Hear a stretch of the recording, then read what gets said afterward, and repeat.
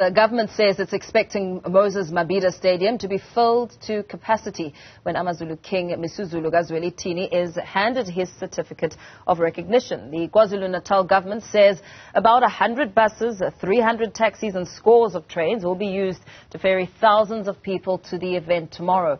Authorities will be conducting a final safety sweep later today as several dignitaries are expected to arrive. Contralesa have welcomed the coronation of the king. For more on this, we're joined by General Secretary Contralesa of Contralesa, Zolani Mkiva. Very good morning to you. Thank you for your time. The preparation is well underway. We've just heard from Police Minister Bheki speaking to the security aspect of it, and it's an event that's set to be massive, of course, memorable to many who will be attending and watching from the various platforms.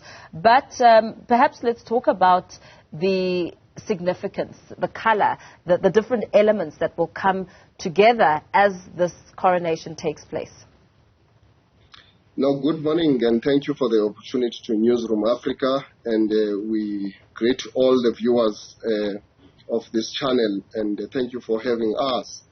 Indeed, the coronation of the Zulu King is a historical moment, and it marks the continuation of what we expect in a post-colonial Africa, which is the reclamation, restoration and reaffirmation of the institution of traditional leadership as the custodian of a people's culture. And an event of this magnitude only happens once in a generation under normal circumstances and once in a lifetime. And therefore we are very much excited because in the new South Africa this will be the second certification in a form of a ceremony of this magnitude to occur. And therefore we are very much elated as the Congress of Traditional Leaders. Yesterday we concluded our National General Council, and the delegates that came from all the 9 provinces of our country resolved that we must give all our support to the Zulu Kingdom. And the certification of their king is a fact that it communicates a message of unity in diversity, and therefore we call upon all our people from all walks of life to go and support that event tomorrow. Because in essence, all the recognized kings in South Africa are national symbols, national treasures and national leaders, and therefore they represent the custodianship of our Africanity. They also are there to mainstream our African culture, which is a beautiful spectra. Tomorrow's event will be a great celebration and a great victory for the African majority in this country, because the institution, which was once undermined by colonial entities, has come back into full swing and to be part of the management of the national question. And the role of kings really is there to unite our people, but to also ensure that we mainstream our culture in the social fabric of our nation. And therefore, it is a moment of joy, not only for the Zulu-speaking South Africans, but for all South Africans at large, because this represents the true leadership which was there in the pre-colonial era, and this represents our heritage and culture in general.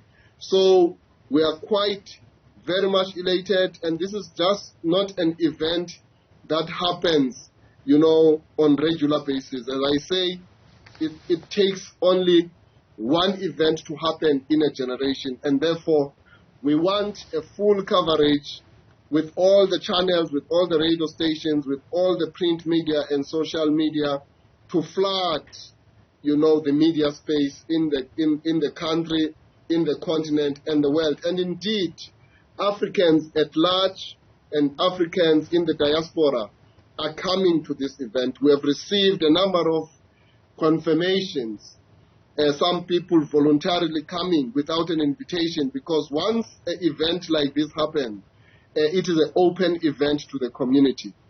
So we've got royalty coming from Ethiopia, from Zambia, from Zimbabwe, from Congo. Many people are coming to come and celebrate with us as South Africans as we mark, a new chapter in the Zulu Kingdom. a new chapter in the institution of traditional leadership in the continent. And as I say, we are quite excited about this event because it will help to educate, it will help to instill a sense of patriotism in us as South Africans, in us as Africans, but also it is an event of affirmation to say we must never be shy to declare what we are and to have a government which is a government of the people that goes there being led by the highest office in the land through the office of the president to go and conduct this certification is a very key communique.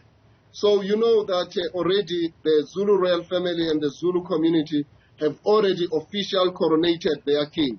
So this event, as it were, is more of a celebration of that occurrence and a recognition, which is a due recognition by the state to say that indeed kings are national figures, are national symbols and national treasures. Yeah, it's a celebration that will also be costly, especially as the Zulu monarch often comes under fire whenever the KwaZulu-Natal government announces its hefty budget, sitting at around 66 million rand.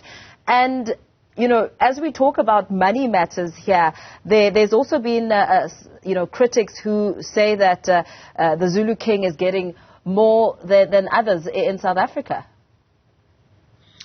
The value of this event, which will take place tomorrow, is priceless. You can't really put a price tag because in terms of the investment on return on this event, from a point of view of content, which will always be there for many generations to come, you will go to year 3000, to year 4000, to year 5000, many centuries to come. This will be a major point of reference. And therefore, to say it will be an expensive affair is actually a red herring.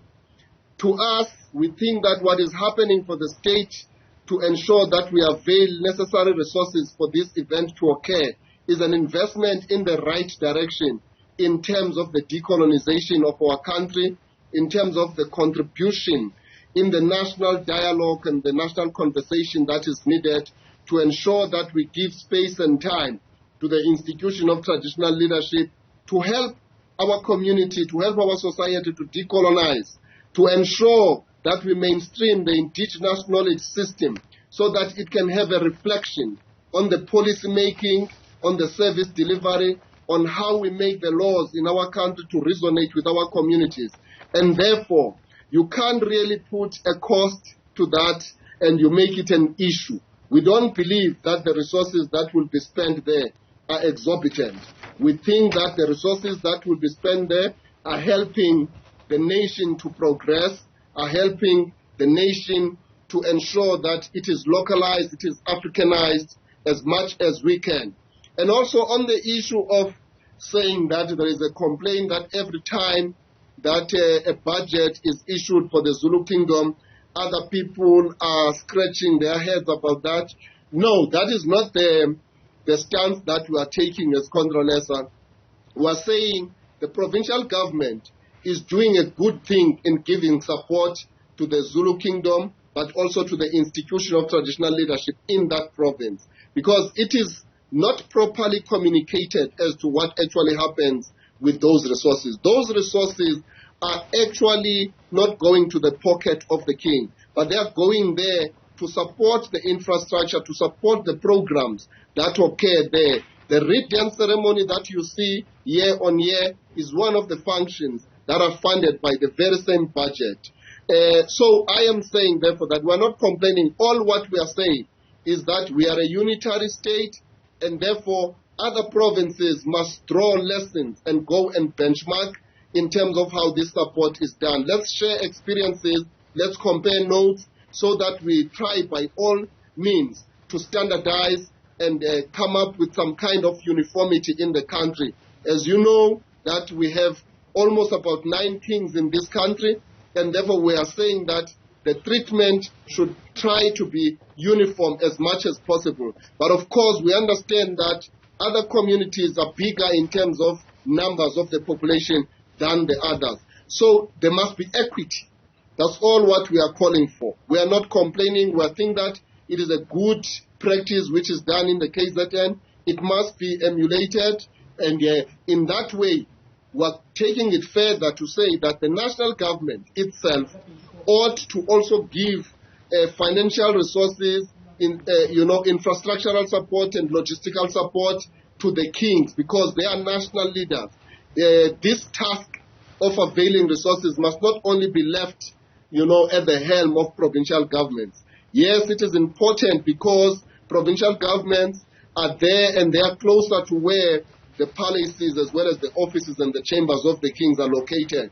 But national government ought to come as well to assist provinces by availing these resources to ensure that the kings are able to play their role, their function and duties efficiently and effectively. And this will go a long way in assisting the country to find a way forward and to ensure that indeed our culture is put back at the center of the management of the country. Very well. Thank you so much. Thanks for weighing in on this discussion. Let's leave it there for now.